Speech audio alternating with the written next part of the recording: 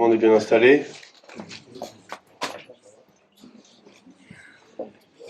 Bien, écoutez, on va pouvoir commencer. Monsieur le député et conseiller régional Paul Molac, Madame la conseillère départementale et maire de Serran, donc Rosane Guégan, Monsieur le président d'Oust-à-Brocéliande Communauté et maire de Guerre Jean-Luc Bléer, Madame la présidente du pays de Pleurmel, Cœur de Bretagne et maire de Saint-Abraham, Gaël Stricot-Berthevas, Mesdames et Messieurs les vice-présidents et conseillers délégués d'Oust-à-Brocéliande Communauté, mes chers collègues maires, adjoints et conseillers municipaux des communes voisines, nous sommes nombreux aujourd'hui, c'est bien, merci d'être venus à Ruffiac. Madame et Messieurs, donc les maires honoraires, Odile et Alain. Odile, Alain. Monsieur le recteur, Yves Carteau, que j'ai aperçu tout à l'heure. Les représentants donc des pompiers, le capitaine David Pellerin. Merci David de ta présence. Mesdames et Messieurs les adjoints donc, et membres du conseil municipal de Ruffiac.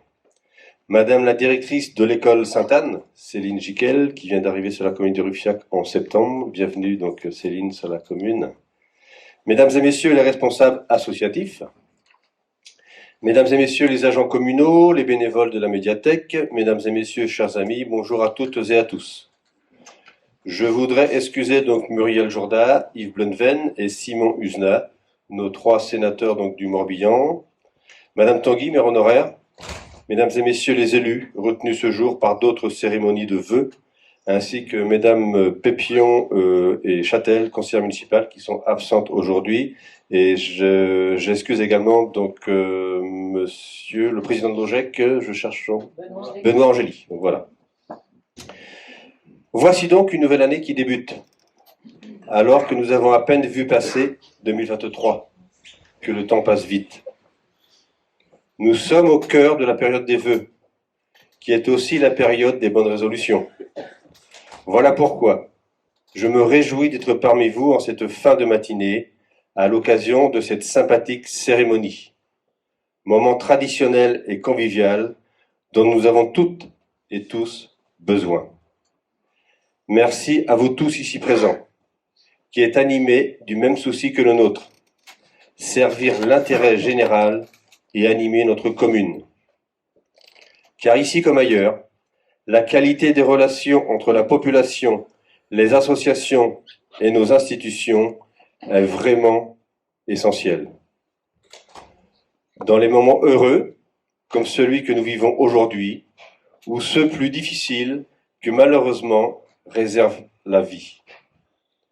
C'est donc avec plaisir que nous accueillons mes collègues élus du conseil municipal et moi-même pour cette cérémonie des vœux. Et tenons sincèrement à vous remercier de votre présence et de votre fidélité. J'en profite pour souhaiter la bienvenue aux nouveaux habitants de la commune et les remercie d'avoir fait le choix de s'y installer. J'en aperçois quelques-uns au fond de la salle. Maurice, monsieur le maire Maurice, il reste une place. Ouais, il reste une place devant Maurice si tu veux.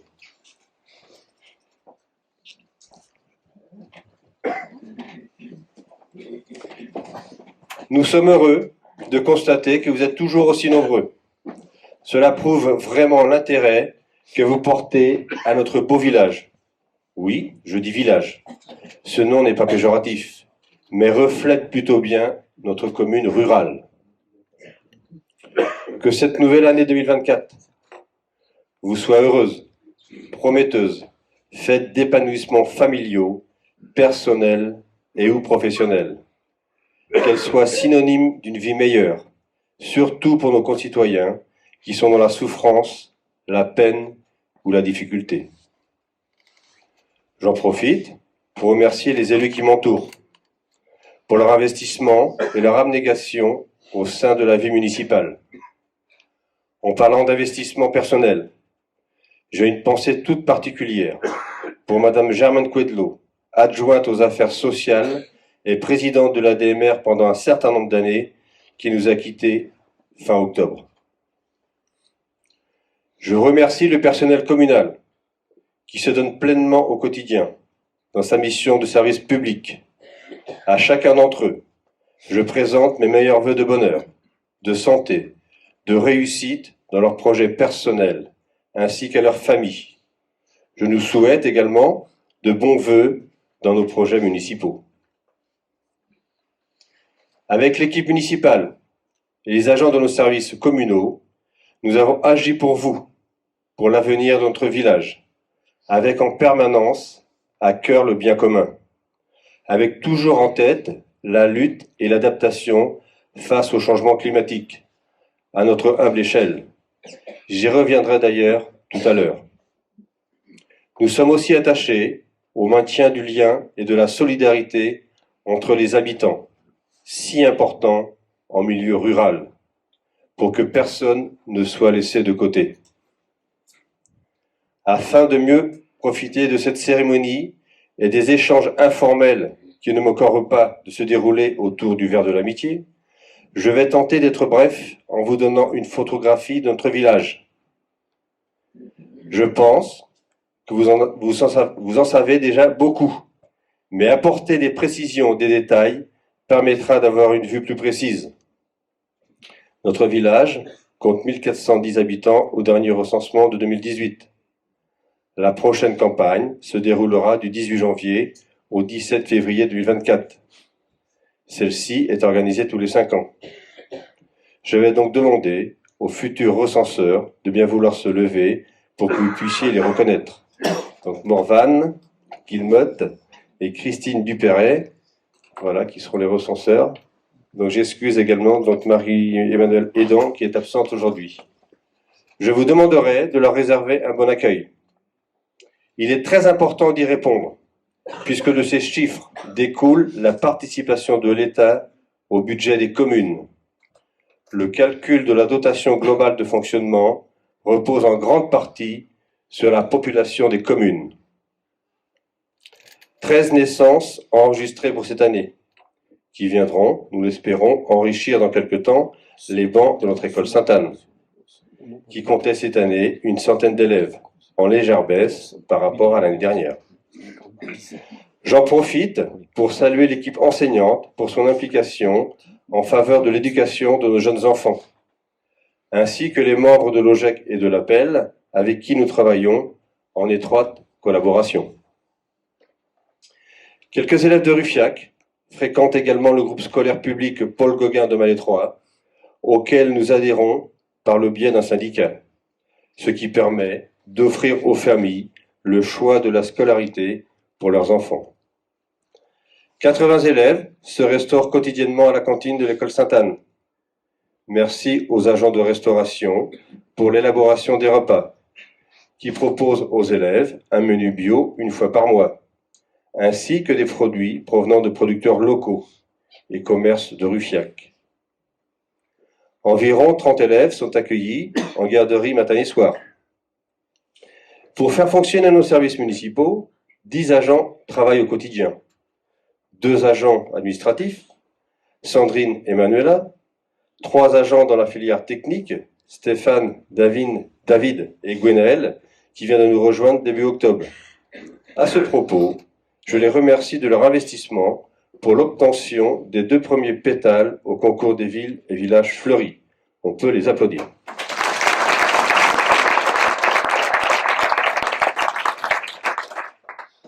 Deux agents de restauration polyvalents, Catherine et Sylvie, un agent du patrimoine, Sandrine, un animateur sportif des Rennes et un agent contractuel, Christine, que chacune et chacun se voit ici sincèrement remercié pour le service rendu auprès de nos administrés. En 2023, nous avons délivré 10 permis de construire concernant l'habitat ou l'agricole, 25 déclarations préalables concernant les abris de jardin, les pergolas, les panneaux photovoltaïques, etc. 71 certificats d'urbanisme et 9 déclarations d'intention d'aliéner préalables à une vente. Notre commune de Ruffiac bénéficie également d'une maison pluridisciplinaire de santé, dans laquelle exercent un médecin généraliste, un kinésithérapeute, une ergothérapeute, un cabinet infirmier regroupant 7 infirmières et nouvellement installé depuis début novembre notre ostéopathe Brianne Soulaine, étoffant ainsi notre offre de santé. Brian, si tu es présent, peux-tu te lever, s'il te plaît? Merci, Brian, et bienvenue à Ruffiac.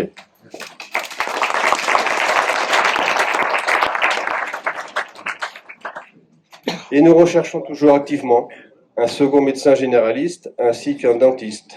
Mais soyons optimistes, nous le sommes. Nous avons également la chance de pouvoir profiter de plusieurs commerces de proximité que je ne peux que vous encourager à fréquenter le plus souvent possible afin d'en assurer la pérennité. De nombreux artisans, entreprises et exploitants agricoles complètent enfin nos services. Je vais profiter de la tenue de cette cérémonie de vœux afin de vous partager brièvement quelques éléments budgétaires. Dans une commune, le budget se compose de deux sections, l'investissement et le fonctionnement. Le premier pour les gros achats et travaux, le second pour les dépenses courantes. Pour l'investissement, ce sont 530 000 € qui ont été engagés sur l'année 2023. Pour le fonctionnement, ce sont 1 530 000 qui ont été inscrits en prévisionnel. Aujourd'hui, à l'heure où je vous parle, les comptes n'étant pas clos, je ne peux aller plus loin dans les résultats concernant l'exercice 2023. Mais pour le fonctionnement 2022, je laisserai le soin donc à Denis, adjoint aux finances, de vous en dire un peu plus, puisque comme je viens de vous le dire, les comptes 2023 ne sont pas encore arrêtés. Donc Denis, je te passe la parole pour les comptes 2022. Merci Denis. Merci Thierry. Bonjour à toutes et à tous. Évoquer les finances de la commune de Ruffiac ne peut tout d'abord s'effectuer sans mettre celle-ci en perspective avec le contexte national des finances locales. L'État, dont les budgets ne sont pas à l'équilibre depuis 1979, considère comme variable d'ajustement les collectivités locales qui, elles, sont tenues, et c'est tant mieux, de voter leur budget en équilibre. Nous faisons face, comme l'a indiqué lors de ses vœux Serge Grouard, le maire d'Orléans, à un État paralysant et paralysé. Côté recettes, l'autonomie fiscale et la gestion active de leurs finances par les communes sont menacées par la suppression de la taxe d'habitation. Côté dépenses, l'État attribue de nouvelles compétences aux collectivités sans compensation financière. Le mouvement ne semble pas devoir s'arrêter. On nous parle d'une réforme du calcul de la dotation globale de fonctionnement. Nous ignorons comment celle-ci nous impactera. Il semblerait par ailleurs que l'État lorgne sur les produits des droits de mutation qui constituent une recette essentielle pour les collectivités.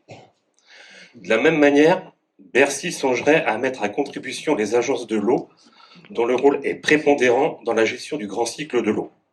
Regardez ce joli tour de passe-passe. L'élu local assume auprès des redevables l'encaissement de la facture d'eau pour ne plus seulement financer les agences de l'eau et les projets d'amélioration des milieux aquatiques, mais aussi de participer au financement des dépenses et déficits de l'État. Remarquez, ce tour de magie ne serait pas une première. Nous connaissons déjà pareille situation où l'échelon local collecte auprès des redevables du service des déchets ménagers la taxe générale sur les activités polluantes qui, au final, ne sert pas forcément au financement des projets dans le domaine de la collecte et du traitement des déchets. Ce constat étant dressé, évoquons maintenant les situations de la commune de Ruffiac. Nous nous fixons comme objectif, comme nous l'avions annoncé dans notre profession de foi en 2020, de ne pas augmenter le taux des deux seuls impôts sur lesquels nous disposons encore d'une marge de manœuvre, la taxe sur le foncier bâti et le foncier non bâti. Pour le moment, nous y sommes parvenus. Je vous propose de vous présenter les grandes masses issues de notre compte administratif 2022 qui traduit la réalité de la gestion de notre exercice budgétaire. Le budget général, comme l'indiquait Thierry tout à l'heure, comprend deux sections, la section fonctionnement et la section investissement. Chacune de ces sections comprend deux parties, la dépense d'une part, les recettes de l'autre. Nous n'avons détaillé que le budget de fonctionnement. Voici 11 chiffres clés concernant nos finances en 2022. Il existe tout d'abord 4 grandes catégories de dépenses. Les charges à caractère général, à hauteur de 245 800 €. Nous y trouvons notamment l'énergie, l'alimentation pour la cantine, les contrats de maintenance et d'entretien. Les charges de personnel d'un montant de 297 000 €. Il s'agit des salaires et charges du personnel. Les autres charges de gestion représentent une somme de 230 000 €. Il s'agit des participations aux organismes extérieurs, aux écoles, mais aussi des subventions aux associations. Enfin, les charges diverses, principalement les dotations d'amortissement, s'établissent à 57 100 euros. Ainsi, au total, nos dépenses de fonctionnement se sont élevées à 829 900 euros.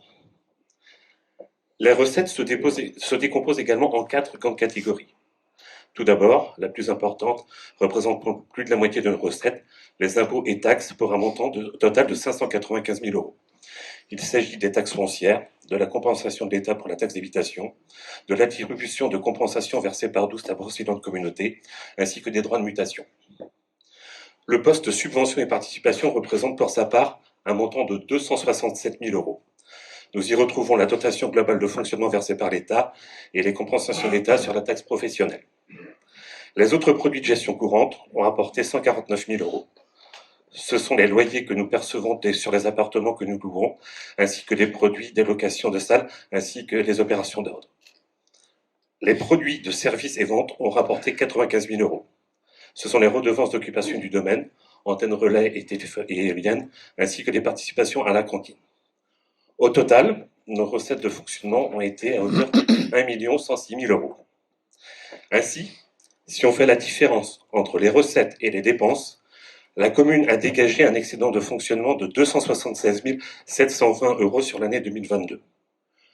Cumulée aux excédents reportés sur les présents exercices, cette somme s'élève à 690 938 euros.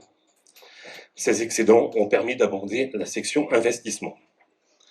Comme le martèle souvent Thierry, et je partage totalement cette maxime, chaque euro économisé sur la section fonctionnement est un euro permettant d'abonder la section investissement. Je vous remercie de votre attention.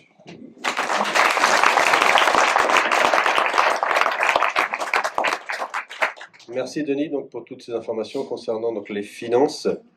Donc, comme vous pouvez vous en rendre compte, il nous faut donc avoir une gestion des plus rigoureuses. Car en dehors de ce que Denis vous a présenté, nous n'avons pas d'autres revenus sur la commune.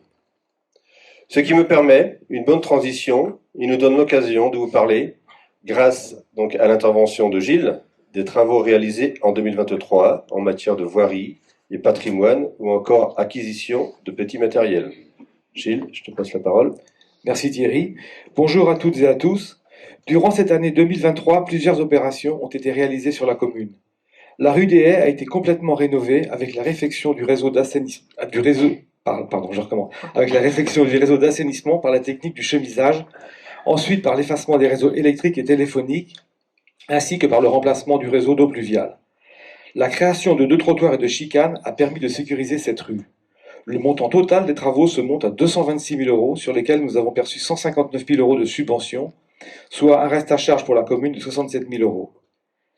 Les travaux de la salle de sport sont terminés. La toiture et le bardage ont été totalement rénovés. Il a également été procédé au renforcement de la charpente pour recevoir des panneaux photovoltaïques qui ont été posés en partenariat avec Morbihan Énergie. La puissance de ces panneaux est de 60 kW. Il vient d'être raccordé au réseau depuis mi-décembre. Cette énergie est réinjectée dans le circuit. Le coût total de ces travaux s'élève à 351 300 euros, sur lesquels nous avons perçu 227 000 euros de subvention, soit un reste à charge de 124 000 euros qui a été supporté par un emprunt. Ces 2 investissements ont été étalés sur les exercices 2022 et 2023. Près du local technique, un garage a été construit pour abriter le matériel et les véhicules des services techniques pour un montant de 30 213 euros et subventionné à hauteur de 5 156 euros, soit un reste à charge de 25 057 euros. Le parc de petits matériels des services techniques a aussi été en partie renouvelé cette année. Les travaux de voirie sont terminés. Cette année, plusieurs chantiers ont été réalisés. La réfection des chaussées à la Maisonneuve, à Bourgex, à Bernan et dans le village de Tréleux. Une reprise complète d'un chemin d'exploitation aux Arches, de l'enrobé dans le village de la Sourisset et la remise en état des trottoirs rue de la Libération, ainsi que divers travaux au Cocardy et à Quéral. Le montant total de ces travaux s'élève à 45 465 euros, subventionnés à hauteur de 16 660 euros. À ces travaux, il faut ajouter le fauchage des bas-côtés et la mise en place du pointe-à-temps. Les travaux d'engazonnement du cimetière et la réfection des allées sont terminés. Durant la matinée citoyenne, des plantes grasses ont été plantées dans une partie des intertombes pour éviter la pousse des mauvaises herbes. Si l'expérience est concluante, le reste du cimetière sera fait prochainement. Le montant total de ces travaux s'élève à 27 378 euros. Quant au lotissement Les Jardins du Séquoia, des réflexions avaient été engagées sur la rénovation des anciens bâtiments. Les études et diagnostics réalisés nous ont incités à y renoncer. Par contre, les gravats de cette démolition seront réemployés pour le remblaiement de la voirie. Il faut aussi noter qu'un cabinet d'études opère un diagnostic de notre réseau d'assainissement qui permettra de réaliser un schéma directeur en vue du transfert de la compétence assainissement à la communauté de communes en 2026. Notre système d'assainissement se compose de 8246 mètres linéaires de réseau qui rejettent en moyenne 87 mètres cubes par jour dans les lagunes. 287 branchements sont raccordés à la station qui a une capacité de 700 équivalents habitants.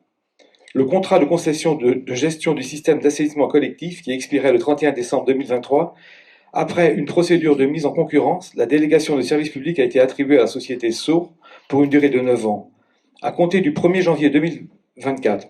Ce contrat sera transféré à OBC en 2026. Au total, ce sont un peu plus de 530 000 € qui ont été investis par la commune en 2023. Voilà. Merci Gilles.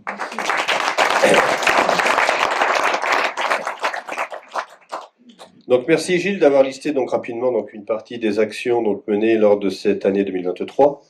Je voudrais donc tout de même rappeler qu'au total, comme vient de le dire Gilles, ce sont près de 530 000 € d'investissement qui ont été réalisés ou engagés donc sur l'année 2023, tout en préservant bien sûr la pression fiscale, comme vient de l'évoquer tout à l'heure Denis. Bien entendu, tous ces travaux ne seraient pas réalisables sans de précieuses aides financières. J'adresse donc mes remerciements les plus sincères au service de l'État, la région, le conseil départemental. Merci également à la communauté de communes pour ses conseils et encouragements et le financement, entre autres, du déploiement de la fibre optique sur le territoire intercommunal. Merci aux services instructeurs de Ploërmel qui instruisent nos dossiers, Monsieur Bioret, notre conseiller aux décideurs locaux, aux bureaux d'études et aux entreprises qui réalisent nos travaux, avec qui nous avons plaisir à travailler. Je redonne donc la parole à Gilles, qui va vous faire part des travaux qui seront initiés ou engagés sur 2024. En 2024, plusieurs projets devraient voir le jour. La commune continue d'entretenir son patrimoine locatif. Dans un souci d'économie d'énergie et pour le confort des locataires, après la résidence de la Poste, ce sont les logements de l'ancienne mairie qui vont être rénovés et isolés. Le cabinet Partition Architecture des Fougerets présentera son avant-projet définitif courant janvier. Des demandes de subventions seront déposées auprès des services de l'État. La commission voirie s'est réunie au mois de novembre pour définir les principaux travaux à effectuer en 2024. De plus, nous envisageons une extension du columbarium et un aménagement paysager du cimetière. Des devis sont en attente de réception. Il est aussi prévu la création d'une maison d'assistante maternelle. Marie-Claude vous en dira plus tout à l'heure. Les vestiaires du terrain de foot vont être rénovés. Ces travaux seront en partie réalisés en régie et avec la participation des membres du club de foot. Les travaux de grosses œuvres seront confiés à une entreprise après appel d'offres. Enfin, nous espérons pouvoir commencer rapidement la première phase des travaux de viabilisation du lotissement Les Jardins du Séquoia, dès que nous aurons reçu les derniers documents administratifs, premier trimestre 2024. En 2024, nous poursuivrons nos efforts dans la gestion différenciée de nos espaces verts. Il y a en effet 74 000 m² d'espaces verts à entretenir. Je voudrais remercier Stéphane, David et Genaël pour le travail qu'ils effectuent. Cela a permis à la commune de recevoir un prix pour l'embellissement du bourg, comme vient de vous le dire Thierry. Cette liste de travaux est non exhaustive. Au fil de l'année, d'autres projets pourront voir le jour. Merci Gilles. Effectivement, donc cette liste est non exhaustive, bien entendu. D'autres travaux, donc en fonction des opportunités, pourront être réalisés. Ensuite, je tiens à aborder brièvement l'ouverture de la structure AGVI sur notre commune, composée de 2 maisons, comptant chacune 8 logements. Elle est portée et financée entièrement par un organisme privé. Celle-ci ne coûte rien à la commune. Elle ouvrira ses portes le 10 janvier 2024, impasse du Prat, au cœur du bourg.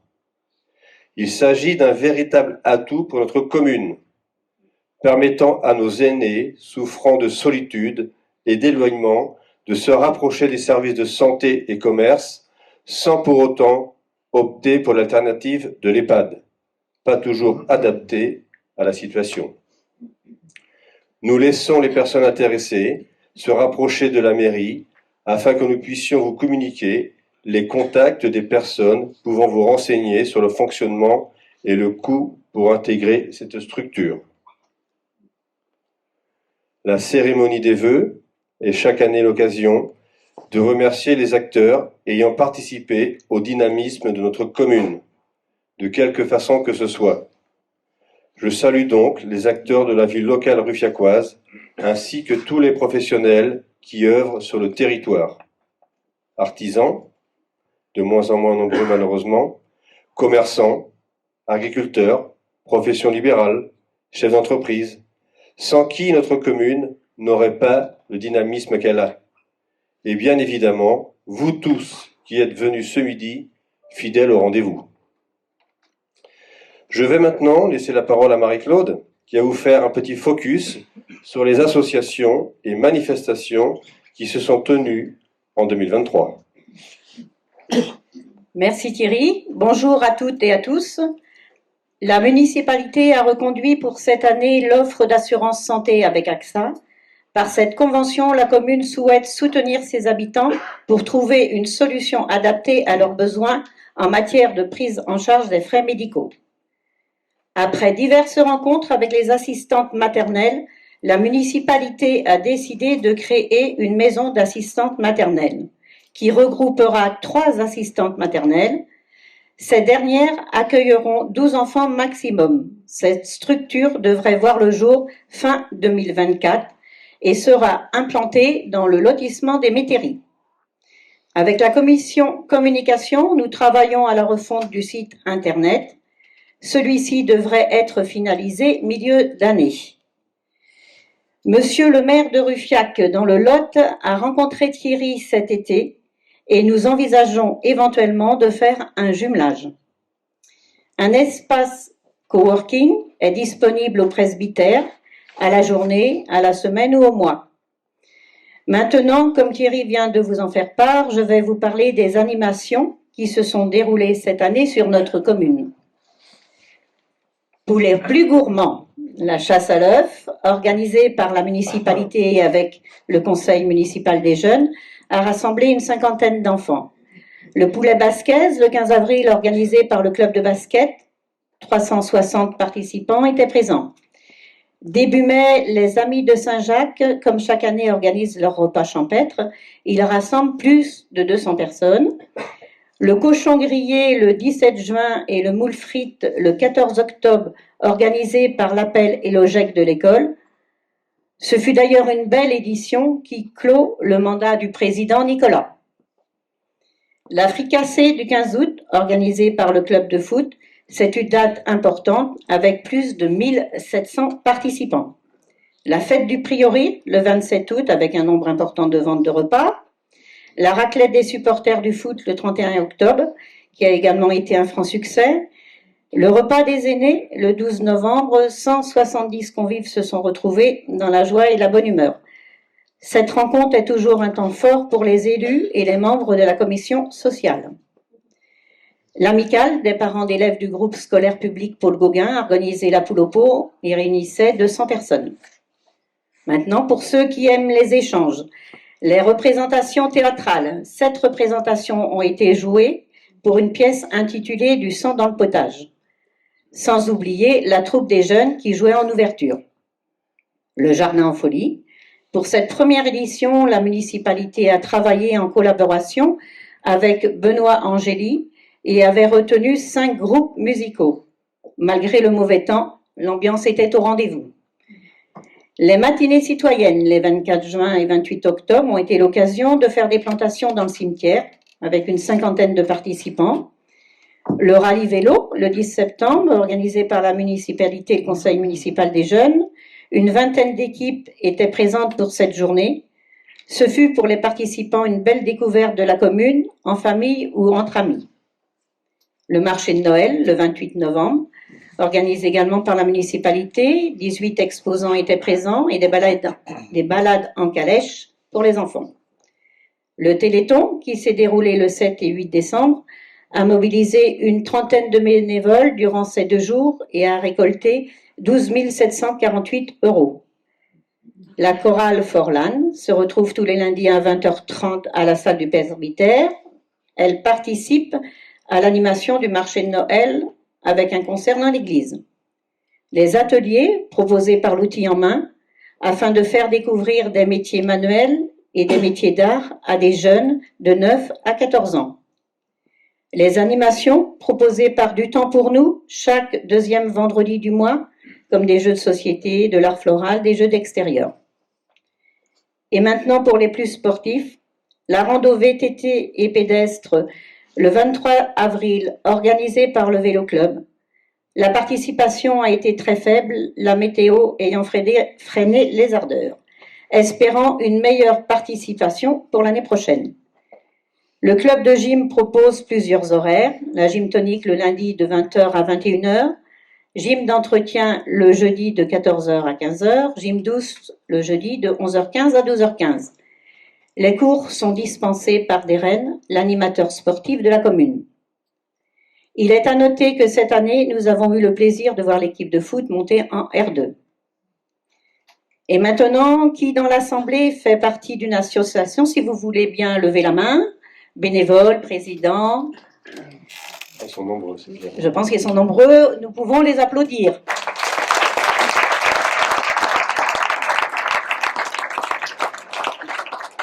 Au nom de la municipalité, je vous remercie. Comme vient de vous le dire Thierry, c'est grâce à votre implication que notre commune est reconnue pour son dynamisme. Merci Marie-Claude. Donc effectivement, donc à travers ces manifestations, nous nous rendons compte que notre commune est très dynamique. Un grand merci donc aux bénévoles pour leur investissement et le temps passé. Je reprends donc la parole pour vous donner quelques éléments d'information concernant la fibre optique. Le déploiement de la fibre optique est désormais achevé sur la quasi-intégralité de la commune. Une petite partie est déjà commercialisable depuis décembre 2023, donc au sud-ouest de la commune, et l'ouverture commerciale du reste du territoire est envisagée au cours du second trimestre 2024. Attention aux arnaques. Des personnes malheureusement malveillantes tentent de vous inciter à conclure un contrat de raccordement. Donc je vais vous donner quelques éléments à savoir. Il n'y a évidemment aucune obligation dans l'immédiat à souscrire à un abonnement. Chacun est libre de l'opérateur de son choix. Le raccordement des foyers est réalisé directement par l'opérateur ou un de ses sous-traitants. Donc méfiance. Faites très attention. Le moindre doute ou question, prenez attache auprès du secrétariat de la mairie. On sera à même de vous répondre. Ces opérations de la fibre optique sont cofinancées par l'Union européenne, l'État, la région Bretagne, le département du Morbihan et Oust à Brocéliande Communauté.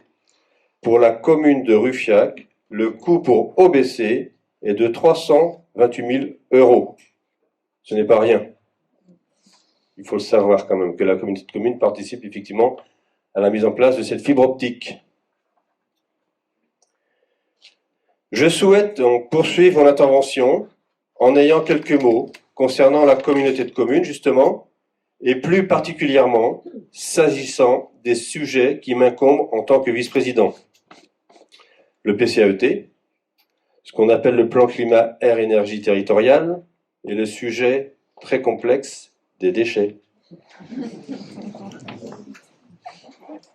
Le plan climat air énergie territorial, c'est quoi? C'est un programme d'action ciblant deux grands axes principaux. Le premier, adapter le territoire au changement climatique, et le second, lutter contre les dérèglements de l'écosystème. En septembre 2022, le Conseil communautaire a adopté le plan climat air énergie territorial qui se compose de 45 fiches actions détaillant la feuille de route à suivre afin d'atteindre l'objectif de territoire à énergie positive à l'horizon 2050. Ce plan climat s'adresse à tous, habitants, entreprises ou encore associations du territoire. Il se traduit concrètement par l'élaboration d'un programme d'action centré sur les énergies et le climat. L'objectif est de ralentir est de réduire autant que possible notre impact de façon à éviter un trop fort réchauffement pour les années futures. L'impact des activités humaines sur notre environnement nécessite une transition, qu'elle soit écologique et énergétique. Donc le plan climat-air-énergie est donc un outil primordial pour la mise en place d'actions concrètes correspondant aux enjeux de transition. La priorité est la réduction de nos consommations énergétiques. Faire preuve de sobriété diminue notre dépendance aux énergies fossiles, ce que font beaucoup de communes actuellement. Des actions concrètes sont déjà soutenues par OBC. Notre dépendance aux énergies fossiles nous conduit à repenser notre production. Pour cela, nous travaillons actuellement sur notre potentiel d'énergie renouvelable par la biomasse, les panneaux solaires, l'éolien, la filière bois-énergie, la méthanisation. Et tout ça au travers d'un schéma directeur des énergies renouvelables. Des ateliers avec les élus et les citoyens nous permettent d'avoir un regard croisé sur les attentes en matière d'énergie. Il est très important de les y associer. La lutte contre les émissions de gaz à effet de serre est un enjeu majeur du plan climat. Des actions en faveur de leur diminution ont été initiées, comme la mise en place du transport à la demande, vélo assistance électrique, etc.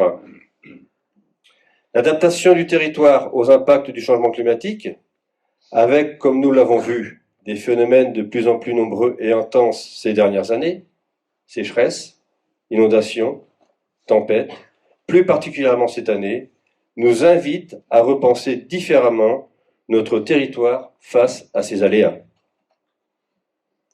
Enfin, en tant que chef de file du plan climat à l'échelle locale, la communauté de communes doit être exemplaire dans son fonctionnement.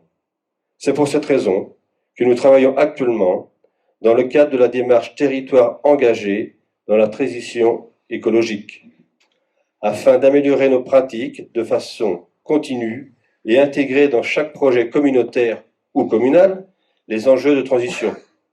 Nous sommes à le faire actuellement puisque nous réhabilitons donc l'ancienne mairie, donc on va en tenir compte pour ces travaux. Ce sujet donc du plan climat air-énergie territorial me permet de faire la transition sur la gestion des déchets.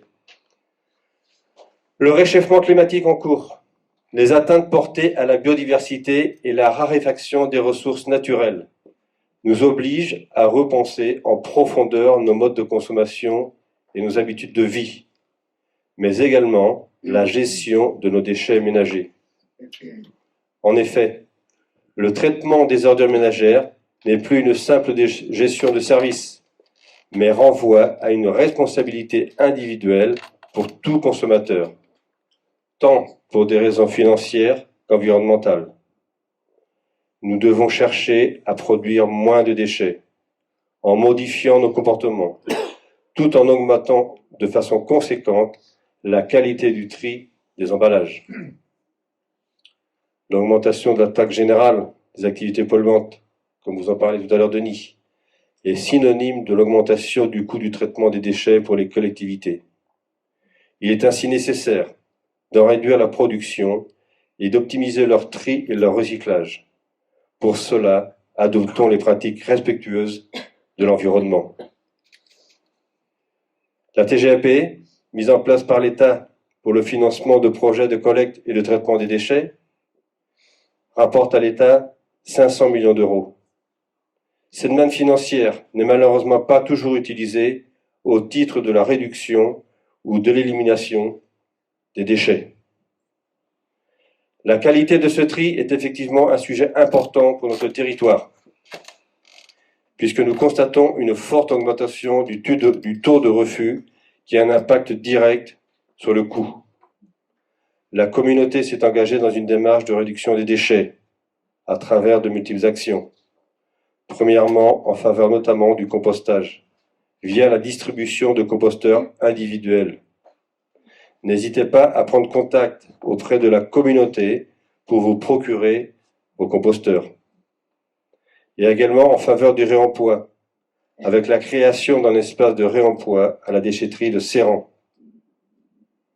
En 2024, les habitants, les professionnels et les collectivités seront tenus de trier à la source les déchets alimentaires, ce qui représente environ 30% du volume de nos ordures ménagères résiduelles, ce qui est conséquent. Pour ce faire, la communauté a déjà mis en place des bornes de collecte collective sur les communes de Malétroit, la Gacilly et prochainement sur la commune de Carentoire. Le service travaille sur ce sujet afin d'offrir à chacun la possibilité de trier ses biodéchets à la source, comme je viens de vous le dire, en distribuant par exemple des composteurs individuels.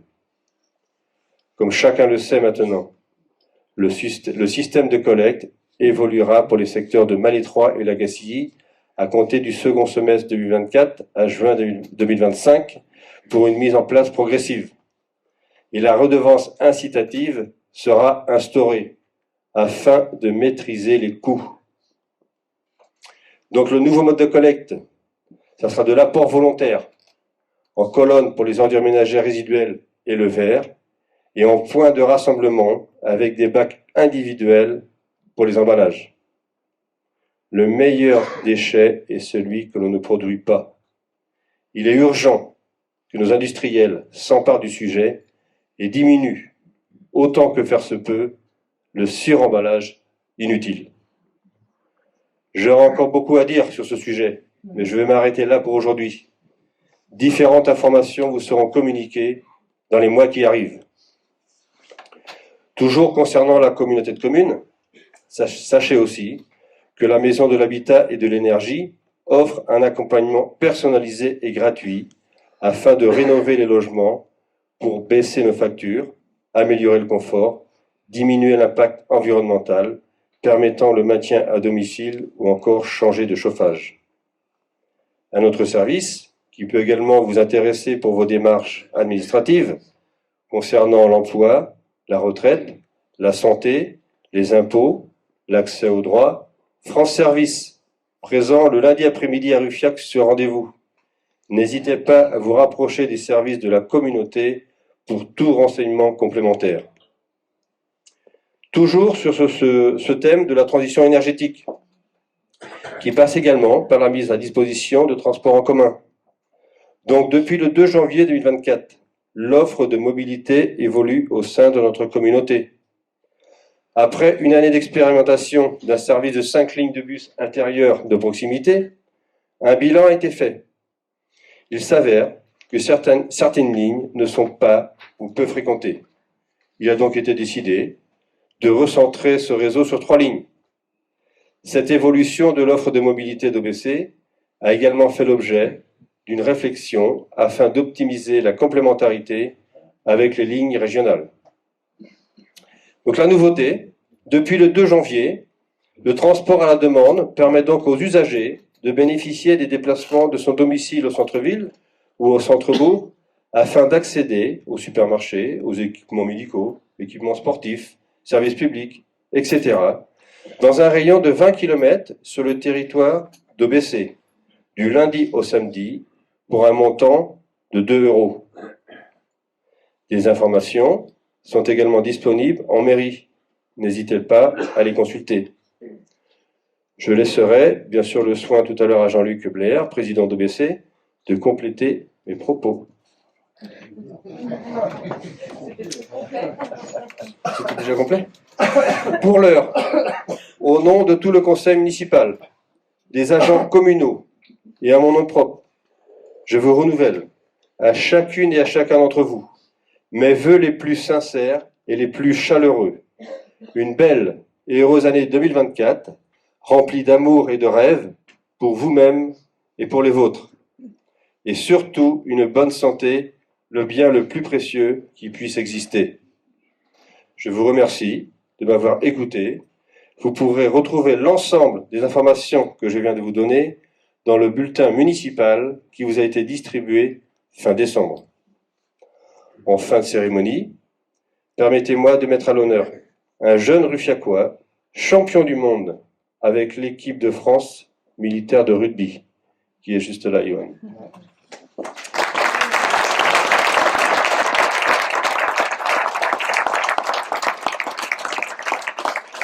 et procéderai également à la remise des présents pour les personnes qui se sont vues décerner au sein de leur entreprise la médaille du travail. Merci de votre attention et encore meilleurs vœux pour cette année 2024.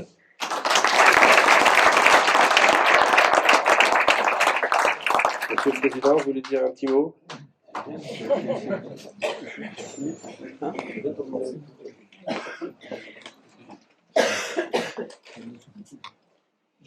Bonjour à tous et à toutes, monsieur le maire, vice-président, mes collègues vice-présidents de la communauté et conseillers communautaires, monsieur le député, madame la conseillère départementale, mesdames et messieurs les Ruffiacoises et Ruffiacois. Donc moi je suis très heureux d'être ici pour des raisons que vous connaissez, puisque ce sont les terres de mes ancêtres.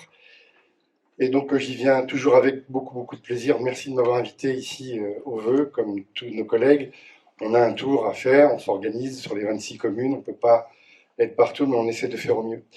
Donc je suis là pour vous présenter mes vœux en tant que président, mais aussi au nom du collectif que j'ai l'honneur de gouverner, entre guillemets, et des personnels aussi. Il y a plus de 250 agents qui participent à la vie locale aussi, à la communauté de communes, pour un budget grosso modo de 25 millions d'euros avec 10 millions de masse salariale, donc qui réinjectent dans l'économie locale. Vous dire que la communauté de communes a 7 ans, je le disais dans d'autres instances, elle a atteint son degré de son âge de maturité, j'espère. En tout cas, ça a été un peu difficile puisque quelquefois ça a été vécu comme un mariage forcé. Mais aujourd'hui, tout va bien. Nous avons sur 26 maires, 18 nouveaux maires, 49 conseillers communautaires. Même si on est, comme ça a été dit tout à l'heure, contraint à des règles budgétaires strictes dans un contexte où l'autonomie fiscale nous est enlevée un petit peu, l'État reprend la main. On a parlé de la taxe d'habitation qui a été supprimée tout à l'heure. Sur la contribution sur la valeur économique des entreprises, ça va aussi être corrigé. Donc on a moins de marge de manœuvre et on est aussi dans un contexte difficile, et sur le plan international et aussi sur le plan local, avec l'inflation, l'énergie, qui touche les ménages, mais qui touche aussi les collectivités. Et tout ceci dans un cadre réglementaire strict, avec de plus en plus de normes. On ajoute des normes, on n'en supprime pas, donc ça fait qu'on est contraint à beaucoup de choses. Donc il y a beaucoup de rigueur dans notre gestion. Nous, on a organisé la communauté de communes sur la polycentralité. On n'a pas une ville-centre très importante, donc on a articulé notre organisation sur les 3 chefs-lieux de canton. Et moi, je crois, à partir de ces 3 chefs-lieux de canton, au ruissellement, hein, c'est-à-dire à réinjecter de l'activité autour de ces chefs-lieux de canton.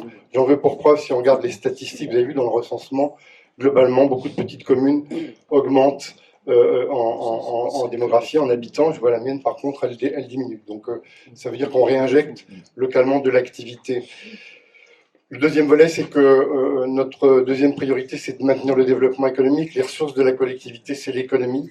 Hein, c'est de l'activité, c'est de l'emploi, c'est de l'habitat, c'est du travail pour nos artisans.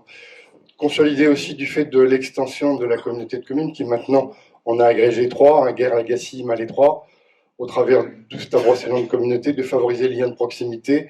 C'est pour ça, avec Gaël, Berthevas et les élus, on essaie de rencontrer au plus près nos collègues, mais aussi par les services qu'on met en place. Tu as parlé tout à l'heure de France Service, par exemple. On a aussi recruté un manager de commerce pour animer nos communes et faire en sorte que les services et les commerces soient maintenus, avec aussi des dispositifs. Petite ville de demain, je pense aussi au plan local de l'habitat, j'y reviendrai un peu tout à l'heure. Et ça a été dit dans le cadre du PCAET, dans le cadre du territoire économe en ressources, aussi de préserver notre patrimoine, nos ressources. En ce moment, c'est pas le cas, mais l'eau, l'été, nous manque aujourd'hui. Elle abonde, mais c'est pas toujours le cas. Juste quelques points rapides sur pour que vous ayez ça en mémoire, puisqu'on a à faire de la communication sur ce que fait la communauté de communes. Vous le vivez au quotidien, comme moi, au plus près de votre commune, naturellement, mais il y a des choses qui sont faites aussi en nombre par la communauté de communes. Je ne vais pas tout lister. Je vois pour 2023, nous sommes très attachés à la création de services pour la petite enfance. Donc on en a 7 multi-accueils, dont le dernier ouvert à l'Agassiz cette année. On a naturellement aussi, je le disais tout de suite, la volonté de contribuer au développement économique. Donc on entretient nos parcs, on les étend, on acquiert aussi du foncier pour les développer. Tu l'as dit Thierry tout de suite sur la collecte des déchets, on va s'y atteler cette année. notamment en communiquant, en travaillant un peu à blanc l'année prochaine pour une mise en œuvre sur 2 territoires, Lagacy et Malais 3, d'une harmonisation de la collecte. Sur Guerre, on a un contrat avec un prestataire, donc on le fera un peu plus tard, mais l'objectif, c'est que tout le monde soit à la même enseigne. On parlait aussi de transition écologique, on a montré l'exemple, et on le fait, nous, dans le cadre d'un plan aussi interne qui s'appelle le plan Acté, où on va rénover sur le plan thermique tous nos bâtiments. Sur le reste, l'extension du siège aussi à Malais 3, parce que on a des besoins d'extension. Ça a été évoqué tout à l'heure, la mise en œuvre aussi d'un système de transport. Là où on est isolé, il faut faire en sorte que les gens puissent se déplacer et se rendre là où ils le souhaitent. Donc on a mis en place ce système cette année, avec en plus, parce que tu l'as pas dit, mais les gens le savent, avec des lignes régionales, une à l'est, hein, qui fait Plé-Languère, qui est financée en majeure partie par la région, une autre qui existait déjà entre Vannes et Plermel, avec une augmentation des dessertes pour gagner du temps. Et puis on a toujours la ligne Rennes-Pontivy, donc on n'est pas isolé et on est bien servi. Sur les projets 2024, parce que je ne vais pas tout vous lister, donc c'est vrai, tu l'as dit, la mise en œuvre, la poursuite de la mise en œuvre du THD, j'avais en mémoire un chiffre, mais il a un peu évolué. Sur 5 ans, c'était 3 750 000 euros pour la collectivité, donc c'est pas neutre, et ça permet aussi de développer l'activité locale. On parle de travail notamment à domicile, les extensions de parcs, on en a de prévues cette année, je ne rentre pas dans les détails, la campagne d'information sur les déchets, je l'ai dit, et puis l'assainissement, puisque on va lancer une étude, un diagnostic, un état des lieux, pour ensuite éventuellement élaborer un schéma d'assainissement pour anticiper la loi, puisque au 1er janvier 2026, cette compétence devrait être transférée aux communautés de communes. On travaille aussi au développement avec les bailleurs des logements multisites. Ça a déjà été fait dans le passé par le Val d'Oust, et faire en sorte que les bailleurs ne s'installent pas que dans les grandes communes. On crée un espace de la vie sociale à Lagacy, qui est une annexe du centre social de Guerre. On a aussi inauguré l'autre jour avec Madame le maire de Missiriac, ma collègue vice-présidente, Christelle, le système Nina Simone, qui est un service itinérant de conseil, d'aide et pour lutter contre les violences en particulier conjugales. La Maison France Service à Lagacy qui va ouvrir, on en a 3, on en a une à Serran, on en a une à Guerre, et on en a une, on va en avoir une à Lagacy bientôt. Donc tu l'as dit aussi, avec tout ce qui est possible d'accès au droit, il y a plein de permanences qui sont tenues, mais je retiens aussi ce qui a été dit par notre collègue adjoint en finance, où c'était des compétences avant qui étaient exercées par l'État, je pense à la Poste, je pense au Trésor public, qui sont transférées aux communautés de communes, mais pas forcément avec les financements correspondants, si tant est que ces financements se maintiennent à terme. On va travailler aussi sur le plan local d'urbanisme intercommunal, parce qu'il faut qu'on y réfléchisse dans la perspective qu'éventuellement il soit repris ou que la communauté de communes y adhère. Et puis, on va poursuivre, je l'ai dit tout à l'heure, toutes les actions de proximité, à la fois auprès des élus, c'est important de se faire connaître auprès de nos conseillers municipaux, mais aussi des entreprises, des clubs d'entreprises, des commerçants et des différents partenaires qui nous aident. Alors, tu l'as dit, on va réajuster la ligne. Les lignes intérieures, ici, on en avait prévu 5, on n'en aura plus que 3. Juste un chiffre quand même, pour que vous ayez ça en tête. Parce que tu disais tout à l'heure que la communauté de communes ne versait pas beaucoup de subventions. C'est vrai, mais j'y reviens tout à l'heure en conclusion.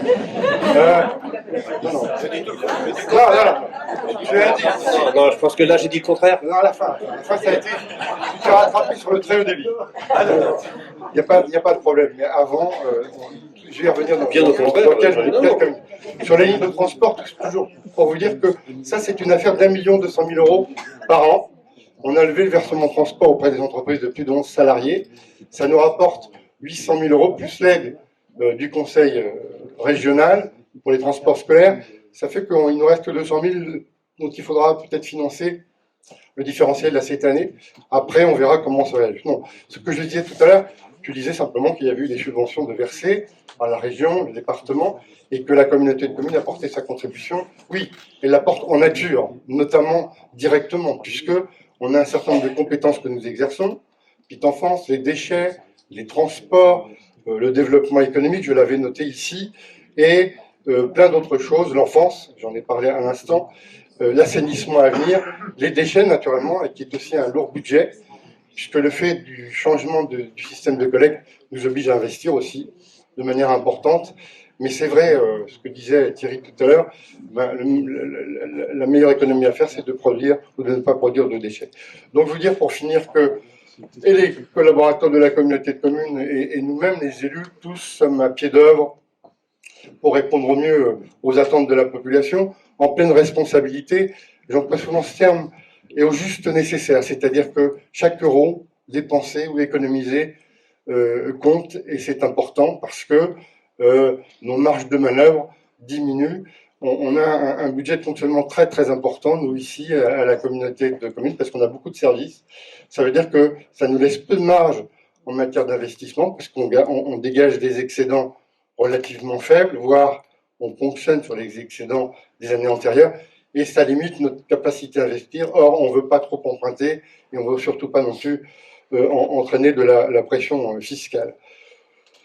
Et vraiment, pour finir, vous dire que nous sommes très attachés les uns à les autres à un aménagement équilibré du territoire.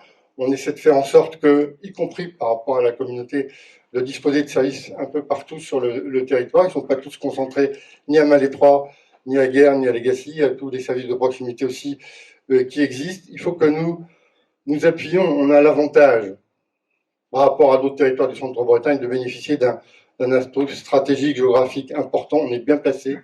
On a une qualité d'environnement extraordinaire. On a une capacité à pouvoir se déplacer à Vannes, à Redon, à Nantes, à Rennes assez facilement, directement par le réseau routier, mais aussi par les transports dont je parlais tout à l'heure. On a lancé, pour finir, une étude d'attractivité dont on pourra rendre compte bientôt à tous les acteurs économiques pour renforcer l'identification de notre territoire. Parce que quand on nous parle, l'intervenant me disait ça quand il est venu, il dit: vous êtes où, Gustave Roffian? Alors on dit: on est entre Vannes et Rennes. Entre Vannes et Rennes, c'est vaste. Donc essayer de participer à une meilleure identification de notre territoire aux portes du Morbihan, ici. Donc, et vous dire pour finir vraiment que l'action de la communauté de communes, c'est une action collective. C'est l'addition de toutes les compétences de mes collègues, des compétences dont on a la charge, des forces vives du territoire, des élus qui sont ici, puisque la force, c'est l'addition des compétences.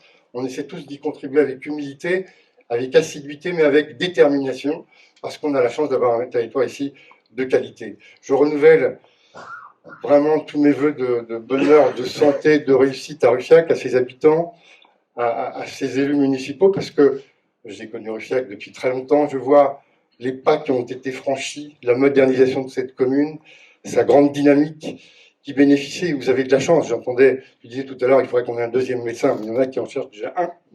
Et vous avez une maison de santé, une pharmacie, vous avez un pôle petite enfance, etc. Une station-service. Je voyais ça, combien de personnes sur le territoire dont je suis originaire, à Guerre, là-bas, doivent faire 5-6 km pour aller chercher de l'essence. Tout ça, ça participe de la dynamique de notre collectivité, et on est tous prêts, à tes côtés, à y contribuer. Merci, je vous donne rendez-vous, si vous le souhaitez, le 27 janvier. On fait des vœux communautaires à l'Agacie. Pour la première fois, on invite toute la population, tous les acteurs, au-delà des acteurs économiques, sociaux, culturels. Donc c'est à partir de 14h à Artémésia à l'Agacie. Bonne année 2024 et surtout bonne santé à vous. Merci. Merci, donc Jean-Luc, pour ton information. Rosen, oui. Donc Rosen Guégan, notre conseillère départementale. Bonjour à toutes et à tous. Je ne vais pas reprendre toutes les grades et qualités. Ça a déjà été fait par Thierry et également par Jean-Luc. Tout d'abord, un grand merci de m'avoir convié à la cérémonie des vœux de votre belle commune de Ruffiac, une des 23 communes du canton de Mauréac, que j'ai à cœur de représenter au sein de l'Assemblée départementale avec mon collègue Stéphane Hamon, puisque, vous le savez, nous siégeons en binôme à l'Assemblée départementale. Nous le rappelons souvent lors de nombreuses inaugurations ou manifestations auxquelles nous sommes présents. Nous considérons les 249 communes morbihanaises comme nos partenaires privilégiés. Elles participent avec force au dynamisme de notre département. Elles sont le pouls des Morbihanaises et des Morbihanais pour qui nous travaillons au quotidien et nous attachons à entretenir des relations avec les maires et c'est ce que je fais avec Thierry, maire de Ruffiac. Les maires connaissent leur territoire et les besoins de la population. Ce sont des experts généralistes, comme on aime à dire, qui sont des relais indispensables pour nous, les élus départementaux. Aussi, je voudrais vous remercier, Monsieur le maire, donc cher Thierry, toi et ton équipe, bien entendu, pour l'énergie que vous déployez au profit de Ruffiac et de sa population. Et qui sait s'il en faut de nos jours, tellement l'action publique se complexifie d'année en année. Au département, nous nous retrouvons dans la même situation. Nous menons les mêmes combats parfois, à une autre échelle bien sûr, avec des compétences très variées, mais sur beaucoup de dossiers, nous vivons aussi ce que vous vivez chaque jour dans l'exercice du mandat, qui demande patience et pugnacité. Et pourtant, nous restons combatifs, optimistes et positifs, conscients de notre responsabilité et de notre engagement pour le Morbihan. Nous sommes à l'écoute des besoins attentifs aux problèmes éventuels pour tenter de trouver des solutions. Parfois, c'est difficile, il ne faut pas se voiler la face, mais nous étudions toujours toutes les pistes, soyez-en rassurés. Cette traditionnelle cérémonie pourrait m'amener à vous faire un bilan avec tout un inventaire à l'après-vert, mais ce n'est pas le cas. Il y a déjà eu des allocations qui ont pris un petit peu de temps, donc je vais pas m'attarder là-dessus. Par les temps qui courent, qualifiés bien souvent d'incertains, j'aimerais toutefois être rassurante. Je voudrais vous redire que la collectivité départementale se porte bien, sa santé financière depuis des années est saine. Grâce au budget de 865 millions que nous venons de voter en décembre, dont 186 millions d'investissements, nous pourrons continuer à assurer sérieusement toutes nos compétences en termes de solidarité humaine et territoriale. C'est là le cœur des compétences du département. Cela ne veut pas dire que l'argent public coule à flot. L'argent public, ce n'est pas de l'argent magique. On entend trop souvent que le Morbihan est un département riche. Cela signifie que la rigueur est de mise. Pas une rigueur synonyme de sévérité ou d'austérité, bien au contraire, une rigueur sérieuse qui vise l'efficacité pour aborder l'avenir sereinement en exerçant pleinement nos missions auprès des Morbihanaises et des Morbihanais. Sans vous faire une liste exhaustive, comme je le disais précédemment, quelques points d'étape tout de même sur le mandat que nous avons en cours. En termes de solidarité humaine, notre schéma départemental de l'autonomie est bien lancé pour être aux côtés des personnes âgées et des personnes en situation de handicap, notamment avec le dispositif aide aux aidants, mais également avec 10 projets d'habitat inclusif qui viennent d'être retenus dans le dernier appel à projet. Il y a également le plan départemental de l'insertion, qui, quant à lui, est effectif pour accompagner au mieux les allocataires du RSA et faire en sorte de les accompagner le plus rapidement possible vers une réinsertion. Avec la refonte du FSL et du dispositif Morbihan Solidarité Énergie, nous prenons une part active dans la lutte contre la pauvreté. Enfin, la stratégie départementale de l'habitat qui vient d'être adoptée va se déployer avec des moyens inédits pour construire toujours plus de logements et accentuer la rénovation des bâtiments.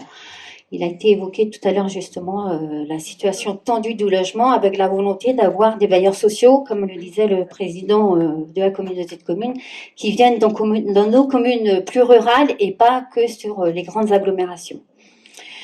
Concernant les solidarités territoriales, plusieurs dossiers ont nécessité une grande expertise et ont abouti en 2023. Il s'agit notamment du plan mobilité vélo, travaillé en étroite collaboration avec les communautés de communes, dont Oust-à-Brocéliande Communauté, qui aura un projet de mobilité douce sur la commune de Guerre.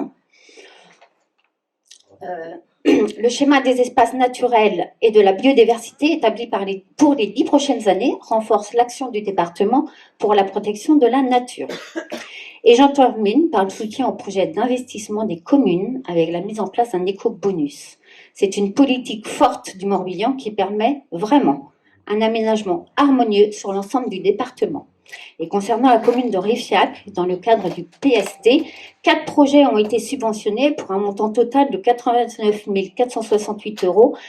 Donc, il s'agit notamment des projets qui ont été présentés précédemment. Il y a le projet de le schéma directeur de l'assainissement collectif, il y a l'aménagement de voies communales, il y a également la création d'une réserve défense incendie et une mobilité douce, dans mes souvenirs, dans le lotissement et jardin du Séquoia.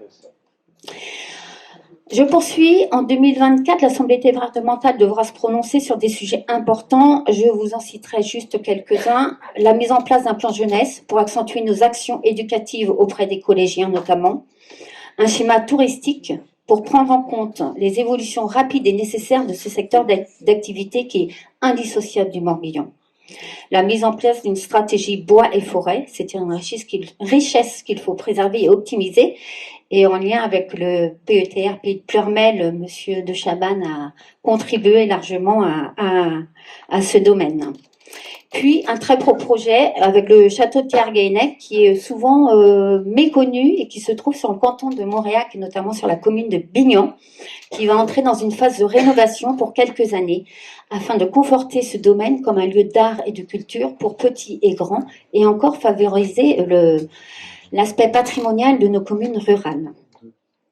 Enfin, un mot sur le sport. En cette année olympique et paralympique, vous le savez, en juin prochain, la flamme olympique traversera le Morbihan.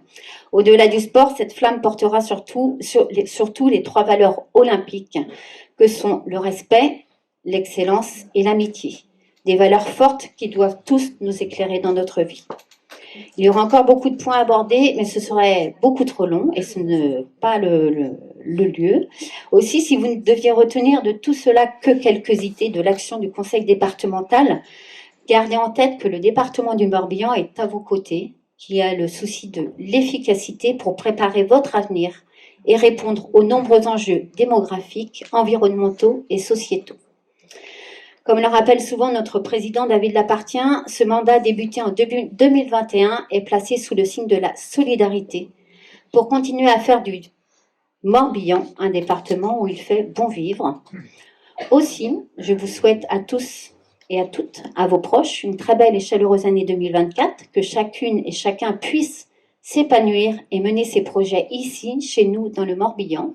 Et un grand bravo à Ruffiac, aux élus, pour leur engagement et tout le dynamisme et l'attractivité qu'il y a sur Ruffiac. Merci. Merci, Rosalie.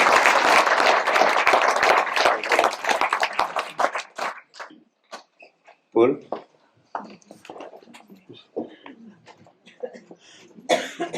Donc c'est presque fini, tout à fait. Ah non, parce qu'après on a la remise. Ah, après on a la remise, d'accord. Mais de toute façon le bar n'est pas ouvert, donc pas de problème. Donc tu viens pas pour le bar. Ah non, je vais dire un petit mot quand même pour payer la bolée, tu sais bien. Donc bonjour à tous, à toutes, chers collègues élus qui êtes là très nombreux, et chers membres des associations, je sais qu'il y en a beaucoup, et à Ruffiac c'est dynamique. Alors il m'avait mis à remuer les tripes pendant le 15 août, là j'étais passé, etc., à faire de la godille là-dedans. Bon, 10 minutes, hein, je vous rassure, mais ça les avait beaucoup amusés, je dois bien l'avouer. Et moi aussi. Donc globalement, parce qu'après je vais dire plein de choses qui vont pas, donc on va commencer. Globalement, ça va plutôt bien. Globalement.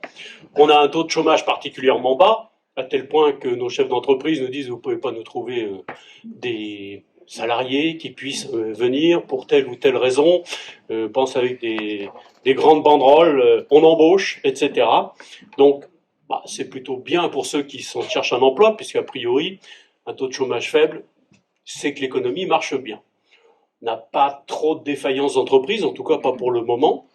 Donc, je dirais économiquement, c'est pas le président d'OBC qui a une belle zone artisanale juste à côté de la 4 voies qui va me contredire, avec de très belles entreprises. Donc, ça va plutôt bien. Alors, par contre, il y a effectivement des irritants, je dirais. Des irritants. Alors, un des premiers, je suis bien d'accord avec Denis, on a un vrai problème avec la réglementation et avec les finances publiques. C'est-à-dire que l'État nous dit, bon voilà, on va vous donner telle compétence, On va vous dire comment les appliquer, puis ça va être dans le détail. Hein. Juste un petit détail, une anecdote, parce que ça va vous amuser à tel point qu'ils sont créatifs quand même. Hein. Il y a, vous savez, pour les médecines, vous avez des zones qui sont décidées par l'ARS. Et donc, vous avez les zones d'intervention prioritaire, les ZIP. Alors là, la région peut donner de l'argent à la commune pour faire une maison de santé.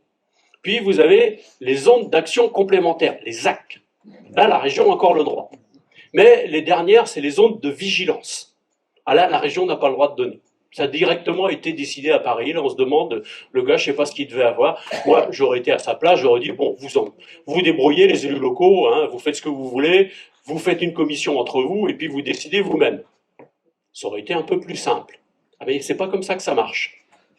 Donc, vous voyez, une telle complexité comme ça peut pas... Comme je disais tout à l'heure à Alain, puisqu'on en parlait, celui qui a la compétence doit pouvoir faire le règlement.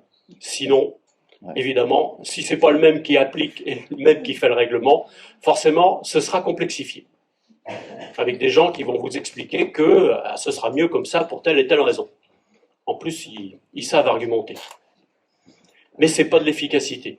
Alors, sur les questions de budget, c'est un peu pareil, parce que, et je vais venir à un problème qui plombe largement le pouvoir d'achat, très largement aujourd'hui, c'est le problème du logement. Alors, Denis nous a expliqué que l'État s'arrangeait avec l'agence de l'eau, vous payez quelque chose pour l'amélioration de l'eau et l'État en reprend une partie directement pour son propre budget. Il fait pareil avec les HLM, par exemple, en leur piquant à peu près la moitié de leur capacité d'investissement. Donc, forcément, c'est un peu plus compliqué après pour Morbihan Habitat, par exemple, de pouvoir investir. C'est pas des manières de faire un budget qui soit très vertueuse à mon sens. Il y aurait vraiment... Alors, c'est pas lié à ce gouvernement-là spécialement, hein. C'est déjà des autres gouvernements, c'est une façon de faire qui ne fait que s'amplifier. Mais c'est pas comme ça qu'on va réussir à avoir, à mon avis, des budgets qui soient sincères. Parce que le problème, en fait, il est là. Alors, sur le logement, à l'Assemblée, on a fait un certain nombre de modifications, en particulier dans les lois de finances, pour que les maires aient un ensemble d'outils qui leur permettent de limiter les hébergements de courte durée, Airbnb, etc. Alors, c'est particulièrement utile pour la côte, chez nous, et le maire, par exemple, enfin le président de la communauté de communes d'Auray va s'en emparer, celui de Vannes également, et ça va détendre un petit peu le marché du côté de la côte, parce que qu'est-ce qu'on voit, c'est que finalement, les difficultés qu'on a sur la côte, elles remontent vers l'intérieur, et elles remontent sur Plermel, sur Questembert, sur Guerre, etc. Et donc, le foncier est en train considérablement d'augmenter, les locations également. Alors ça, c'est un petit peu d'air, ça nous ferait du bien, mais on attend aussi une participation quelque part de l'État, parce que c'est pas le tout de dire aux collectivités locales, vous pouvez vous en emparer. Je vais vous donner à une petite échelle. Le budget de la région Bretagne, c'est 1,5 milliard. Ça paraît beaucoup comme ça. Le budget de l'État, c'est 364 milliards. Donc les marges de manœuvre, elles ne sont pas les mêmes. Et pour vous donner un petit exemple, puisque la région s'occupe des trains, les TER, les trains du quotidien, une rame de train, ça coûte, TER, ça coûte 100 millions. Donc vous voyez à peu près l'investissement que ça peut donner. Alors effectivement, on est en train de développer les TER sur la ligne en particulier. On a, avec les communautés de communes et les communautés d'agglo, depuis Quimper jusqu'à Vannes, Questembert, en fait, on va pouvoir mettre plus de trains à passer sur cette ligne-là. Ça va être très utile pour eux. Avec des rabattements, parce qu'on essaye de faire aussi des lignes de car qui soient plus nombreuses, c'est ce qu'on a essayé de faire sur Vannes, par exemple, hein, puisqu'on a dû multiplier le nombre de navettes par 4, et quelques mois après, le nombre de personnes transportées a été multiplié par 2. Donc c'est quelque chose qui est intéressant. Alors c'est vrai que la mobilité en campagne, c'est pas simple. Alors c'est pour ça que la région travaille énormément avec les collectivités locales pour que ça puisse bien matcher ensemble. Sur un petit détail, mais alors peut-être avez-vous entendu parler du zéro artificialisation nette. Bon, c'est quelque chose qui va nous plomber la vie pendant un certain temps. Bon, alors, il faut effectivement protéger les terres agricoles et les terres naturelles, on est d'accord. Bon, après, la façon dont ça va se faire. Et donc, j'ai demandé aux communes de délibérer parce que vous allez avoir une commission régionale du zéro artificialisation nette. Or, cette commission, si on regarde la loi, à peu près tous les gens qui sont dedans sont soit des fonctionnaires de l'État, soit des gens de la région. Et donc l'AMF, l'Association des maires de France, a fait une proposition pour que tous les territoires soient représentés. Proposition que la région fait sienne.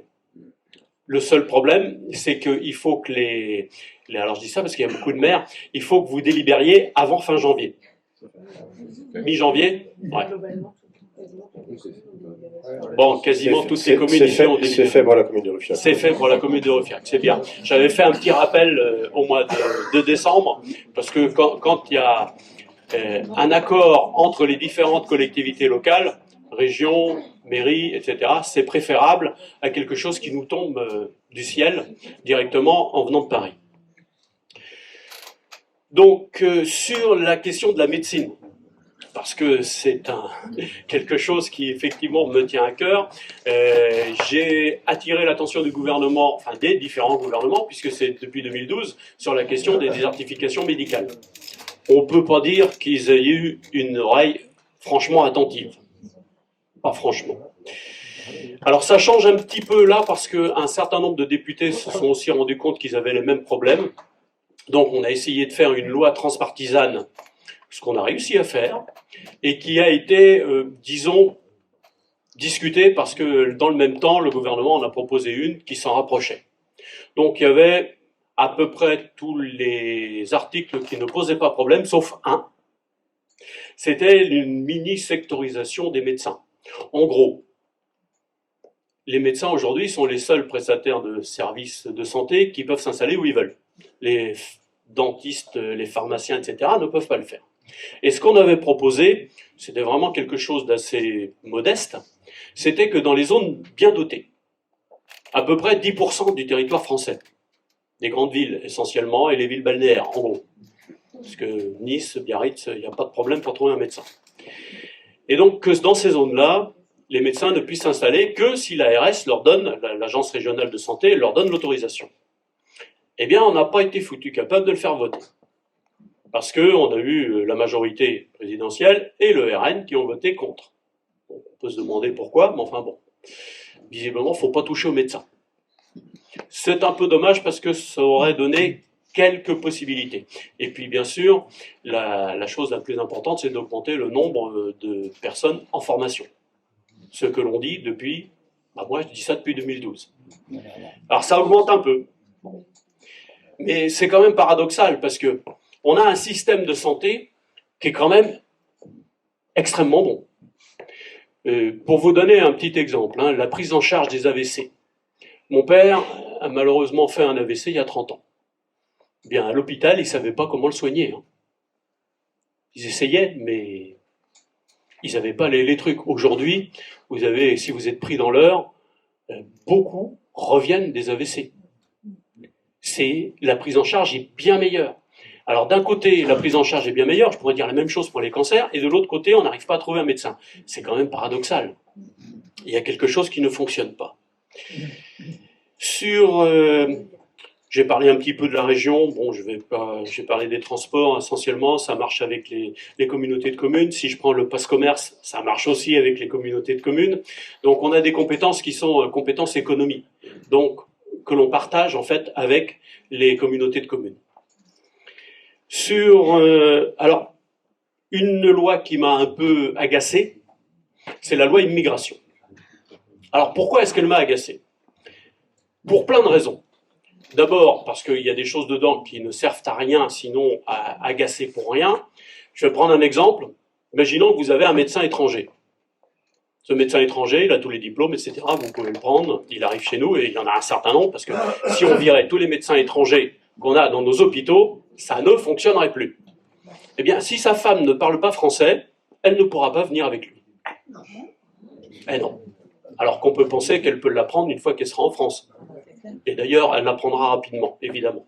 Bon, c'est ce qu'il y a dans la loi. Il y en a une autre, il y a un émigré qui est là depuis 30 ans, il fait une connerie, on pourra le renvoyer chez lui. Ah bon, parce que vous croyez que le pays d'où il vient, il va dire 30 ans après, ah bah oui, je le prends comme ça. Ça veut dire en fait, quand ça se passe, c'est pas compliqué, c'est nous qui leur donnons de l'argent pour qu'ils le prennent. Est-ce que c'est très vertueux? Puis s'il a fait une connerie, ben, il fera sa prison ici comme tout le monde. Et puis c'est tout. Enfin, moi, c'est ce que je pense. Et on confond immigration et trafic de drogue. C'est deux choses différentes. Il ne faut pas confondre la pègre et l'immigration. Avec, bon, quelquefois je suis un peu caustique, parce qu'il y avait ce brave Ciotti qui nous disait on va faire un référendum sur l'immigration. Ah, bon, c'est bien. On fait un référendum. Les Français votent bon, plus d'immigration. Très bien. Alors déjà, dans un certain nombre de domaines, on va avoir du mal à trouver les gens nécessaires. Et vous croyez vraiment que le gars qui habite à Ouagadougou ou à Lomé, au Bénin par exemple, il va se dire « Oh bah dis donc, les Français ils ont voté contre, donc je ne traverse pas le Sahara et je ne traverse pas la Méditerranée pour venir. » Alors on peut faire un référendum que l'on veut, hein, mais j'avais dit à Ciotti, bah, c'est un peu comme faire une loi pour que la pluie tombe la nuit pour ne pas emmerder les Français pendant le jour, quoi. On peut la faire, mais ça ne servira à rien. Donc j'ai un peu l'impression que parfois on nous prend un peu pour des imbéciles. Le problème de l'immigration, c'est un problème important. Que ceux qui ne jouent pas les règles, effectivement, il faut les punir. Bon, moi, je n'ai pas de problème là-dessus. Mais ne confondons pas insécurité et immigration. C'est deux choses différentes. Et à ne pas, comme on dit, à ne pas donner les bons mots pour les mots, on risque effectivement de se tromper de combat. Donc c'est quelque chose qui m'a un peu heurté, je dois bien l'avouer, parce que on connaît tous en fait des gens qui sont immigrés, qui sont journalistes, qui sont chefs d'entreprise. On en a dans le pays de Plermel. Hein. Je pense à deux en particulier, qui ont de très belles boîtes et qui marchent très très bien. Donc il faut arrêter avec ce genre de choses. On s'adresse à des individus, on ne s'adresse pas à un groupe. Et puis, pour terminer, oui, alors vous avez beaucoup parlé effectivement de transition. Ah, je crois que c'est important. Alors, je souris un peu parce que je pense à l'agence de l'eau. On a effectivement, alors pour ça, un certain nombre d'agriculteurs qui sont là, ils ont dû entendre parler des mesures agro-environnementales et climatiques, n'est-ce pas Gilles? Et alors, ces mesures agro-environnementales, en fait, ça permet aux agriculteurs de faire eux-mêmes leur matière azotée et ne pas acheter du soja, par exemple, qui viendrait du Brésil ou des États-Unis ou d'ailleurs. Donc, faire ces matières azotées, alors ça veut dire qu'on fait de la luzerne, on fait du trèfle. Alors ça demande évidemment un changement dans l'exploitation. Et donc la région Bretagne avait soutenu ces changements-là par ces fameuses MAEC. Et l'État a voulu les reprendre dans la nouvelle politique agricole commune. Bon, on leur a dit, bah, vous pouvez les reprendre, mais ça va vous coûter un peu d'argent parce que l'argent qui descendait de Bruxelles ne sera pas suffisant. On les avait prévenus, hein. Mais non, ils savaient mieux faire que nous. Bon, bah, très bien. Et là, pendant 6 mois, en fait, ils disaient, ah, bah, on n'a plus d'argent pour payer. Donc, on demande à des agriculteurs de s'investir dans la transition énergétique, dans la transition écologique, et après, on leur dit, ah ben, je suis désolé, il n'y a plus d'argent. Alors, bon, il y a eu un tour de passe-passe, en fait, il y a une partie des sommes que vous payez pour l'amélioration de l'eau qui vont passer pour le financement des MAEC. Bon, c'est pas très vertueux, mais bon, c'est encore... on l'avait tellement embêté, ce pauvre ministre de l'Agriculture, pendant plus de 6 mois, que quand il nous a proposé ça, on a dit, bon, ouais. Bon, allons-y alors, quoi. Bon, c'est un peu compliqué parfois. Bon, bref, avec tous ces irritants, il y en a un certain nombre. Il faut quand même pas oublier que la plupart du temps, ça se passe bien. Donc, il ne faut pas se focaliser quelquefois sur les petits problèmes qu'on peut avoir, même s'ils peuvent nous pourrir un peu la vie parfois. Et je pense en particulier à ceux qui ont quelques difficultés en ce moment avec le prix de l'essence, le prix du logement, etc. L'inflation, ça c'est effectivement important. Et on le voit tout de suite parce que la région s'occupe des lycées. Et donc je suis membre du conseil d'administration d'un certain nombre de lycées, dont le lycée de Guerre, qui est ici, alors le lycée de Plermel qui vient d'être construit également. Et il y a un indicateur, c'est le fonds social lycéen. Quand vous voyez bien qu'il y a une augmentation des gens qui demandent d'avoir des aides pour payer la cantine, là, vous savez que les choses se passent moins bien. Et effectivement, depuis la fin du Covid, depuis le Covid même, eh bien, on a une augmentation. Donc, on voit bien que les tensions sociales remontent. Voilà. Bon, globalement, vous avez vu ce qui se passe à Ruffiac. Vous avez vu que la commune se porte bien. Vous avez vu qu'il y a des élus qui bossent et qui bossent bien.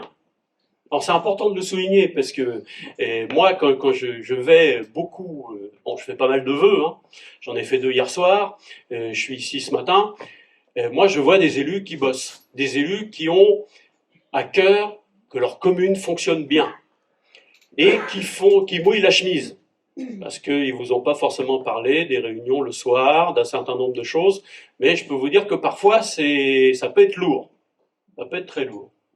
Et donc, merci à vous, parce que la cohésion sociale, on la doit aux associations, on la doit aux citoyens, mais on la doit aussi aux élus. Et merci pour ce que vous faites, parce que c'est aussi comme ça qu'on arrive... On parlait des questions d'écologie. Bon, l'État vous dit, ah bah oui, il y a un réchauffement climatique, faut faire quelque chose. Et en général, il ne vous donne pas le mode d'emploi localement, comment ça va se passer. Il vous dit, bah en gros, démerdez-vous. Et c'est ce que vous faites avec le PCAET. Donc, moi, je vous remercie tous, et puis je vous souhaite une très bonne année 2024, qu'elle soit pour vous le moment de bonheur, de petit, de grand bonheur, et puis bien sûr de la réussite professionnelle, et puis la santé, parce que quand la santé va, tout va.